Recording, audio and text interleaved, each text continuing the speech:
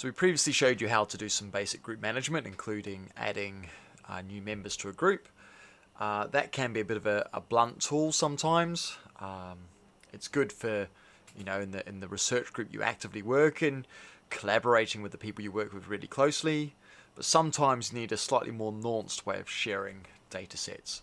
So let's say I want to take this individual data set here, and I want to share that one with another group, but I don't want to give everyone this other group access, or I don't want to give these other people access to my other data sets that I'm currently working on.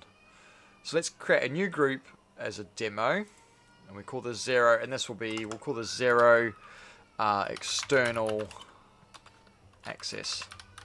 So my own work, this might be something where I'm inviting someone to review a data set, and I need to give them access to this individual data set. So I'll create a little pop-up group like this. It's there, and then I would then add them in here and give them access to this to view it, and use it as a sort of quarantine zone where I can give them only access to the stuff in this separate group. So what we need to do before we go back to the data set, we need to copy this group ID. So we go up here, highlight that, copy ID. Now we go back to make sure we're in the group where so if we go in here, this external access group's got nothing in it. We want to add a data set in there.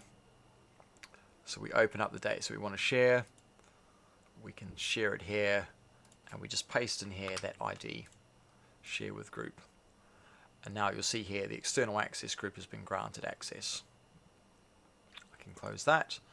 If I go back to here, go back to my external access group, and you'll see here then this data set now is shared between both groups.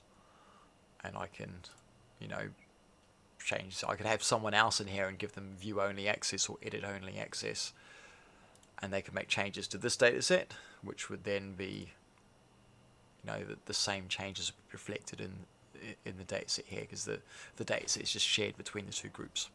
So that can be a very useful feature if you need to share an individual data set externally.